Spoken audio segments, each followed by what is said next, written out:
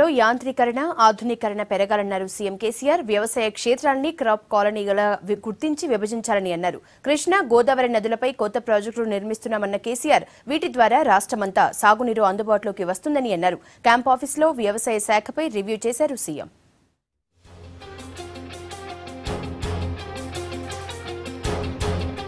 వ్యవసాయానికి పూర్వ వైభవం తీసుకొస్తామన్నారు సీఎం కేసీఆర్. ఏడాదికి 2 పంటలు పండేలా చర్యలు తీసుకుంటామన్నారు. రాష్ట్రంలో వ్యవసాయానికి అనుకూలమైన వాతావరణం, వైవిధ్యమైన నేలలు, మంచి వర్షపాతం ఉందన్న సీఎం వీటిని పూర్తి స్థాయిలో ఉపయోగించుకుంటే సాగు లాభసాటిగా మారుతుందన్నారు. క్యాంప్ ఆఫీసులో మంత్రి పోచారం శ్రీనివాసరెడ్డి ఉన్నతాధికారులతో సమీక్ష నిర్వహించారు కేసీఆర్. ప్రపంచంలోనే విత్తన ఉత్పత్తికి తెలంగాణ అత్యంత అనుకూలమైన ప్రాంతమన్నారు సీఎం.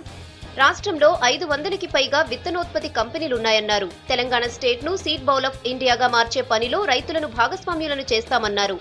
ఏ ప్రాంతంలో, ఏ నేలలో ఏ రకం పంట వేయాలో అధికారులు రైతులకు చెప్పాలన్నారు. సాగు పద్ధతులపై కూడా ఎప్పటికప్పుడు సలహాలు, సూచనలు ఇవ్వాలని ఆదేశించారు. గతంలో వ్యవసాయ యూనివర్సిటీతో రైతులకున్న అనుబంధం ఇప్పుడు తెగిపోయిందన్నారు. ఈ పరిస్థితి మారాలన్నారు కేసీఆర్.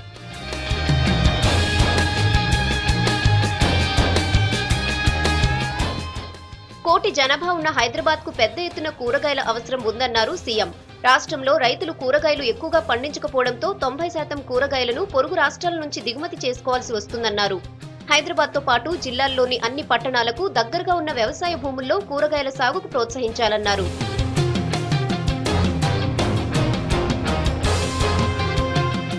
రాష్ట్రానికి ఎన్ని కూరగాయలు అవసరం, ఎన్ని పప్పు దినుసులు కావాలి, ఎంత ధాన్యం పండించాలి, ఎన్ని నూనె గింజలు కావాలి, ఆహార ఉత్పత్తుల అవసరం ఎంతుంది అనే విషయాలపై శాస్త్రీయ అంచనా తయారు చేయాలని అధికారులను ఆదేశించారు సీఎం.